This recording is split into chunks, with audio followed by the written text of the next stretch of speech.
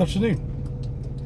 Today is the 13th of June, and it's time for yet another not particularly interesting, very vague and probably quite boring vlog.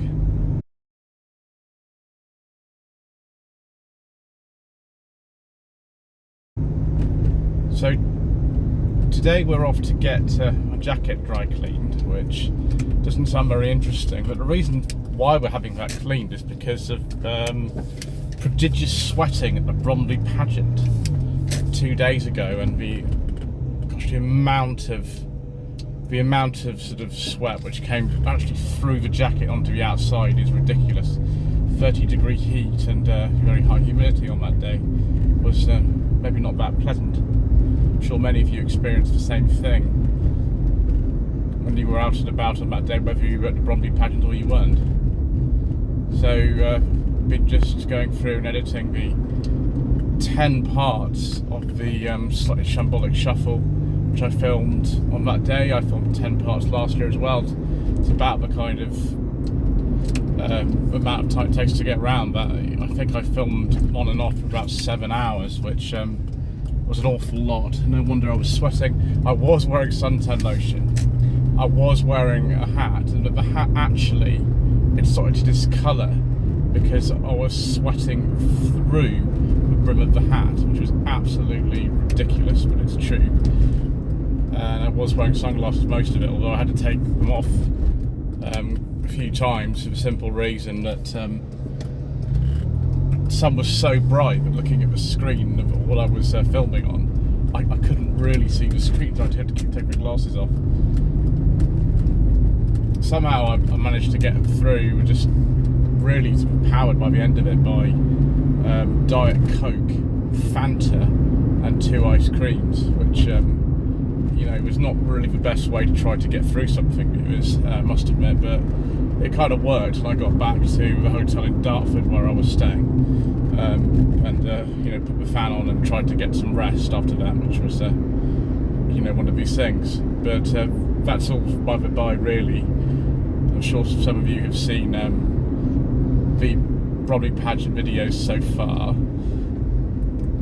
I've released 3 parts on the channel out of the 10. I've edited up to 8, and I've got another couple to do, and then I've got to upload them. They will come out, or have come out actually, by the time that most of you have seen this by now anyway.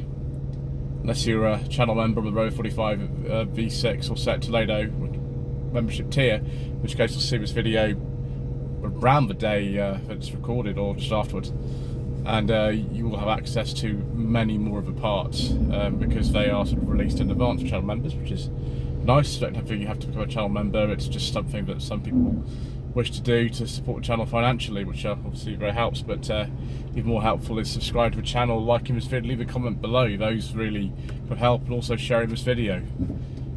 But the thing about the Bromley Pageant, and you know, maybe some other shows actually, is that because of where it is, in just over 2 months' time, that is going to be in the expanded ultra low emission zone area in London, which from the end of August encompasses the entirety of the Greater London area.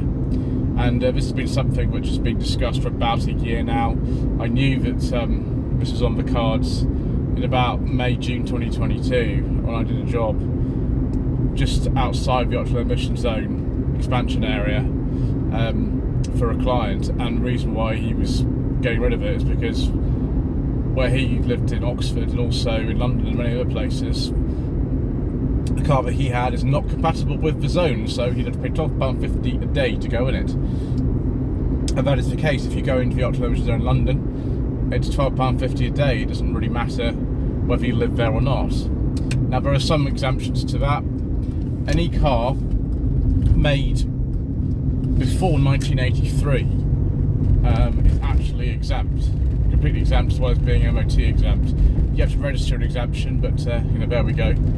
I think some cars actually made in 83 are also, depending on what month it is. And then anything that's got a Euro 4 or later petrol engine. Now, Euro 4 emission standards were made compulsory from January 2006, but many manufacturers actually made their cars compliant before that.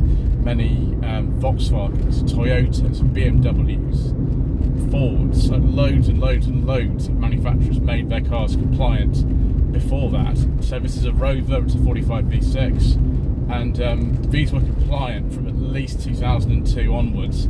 Now, why petrol cars from the MG Rover era, 2000, a lot of them are compliant, certainly the ones after 2003 are mostly compliant, is a complicated story in itself. It's not worth going into really, but just know that a lot of them are. So if you've got a car from between about 2001 and 2005 and it's petrol, just check on the government's ultra emission zone and check it to see if it is. Some of them are, some of them aren't.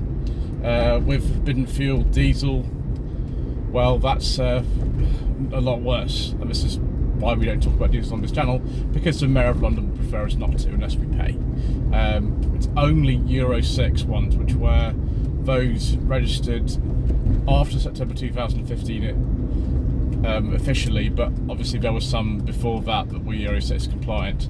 So it's a lot of cars actually that were at the pageant. So most of the petrols for this sort of 20-year or more period between about 2000 and between about 1983 and around 2005, about 20 years or so. I can't say exactly because it depends on the individual car. And then all cars with the engines that we can't discuss because the railroad says what we can't until about 2015 after 1983. So that's a lot of cars actually that were at the event which wouldn't comply with the rules. Now they are, I think, as far as I know, the organisers haven't told me anything officially about this, but they are thinking of actually having an event next time, because as far as they can see, despite huge protests and people like me and Mr. Hunt and Jeff buys cars and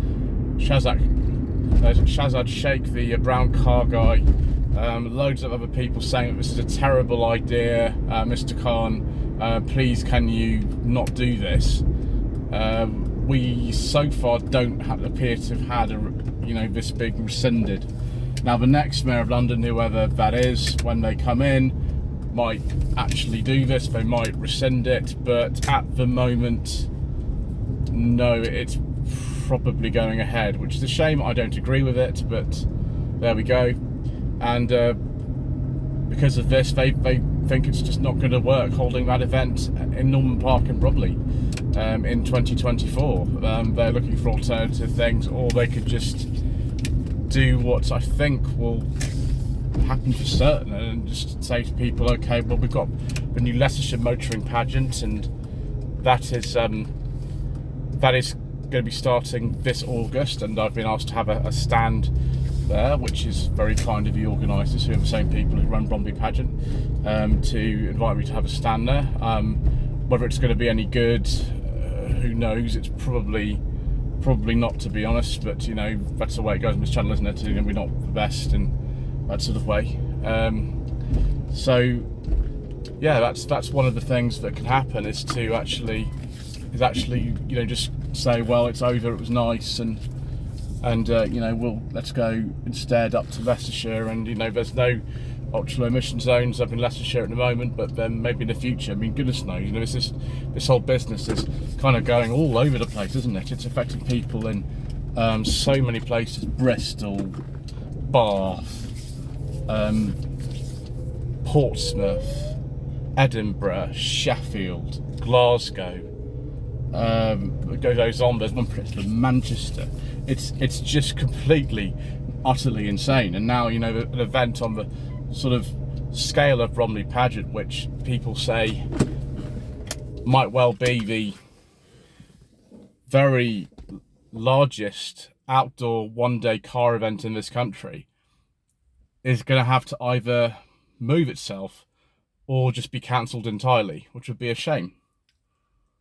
Whether you think Bromley Pageant is the best event ever or not, I mean, some people like it, some people prefer Festive the Unexceptional, or Richard Wright Weekender, or whatever. There's tons of them.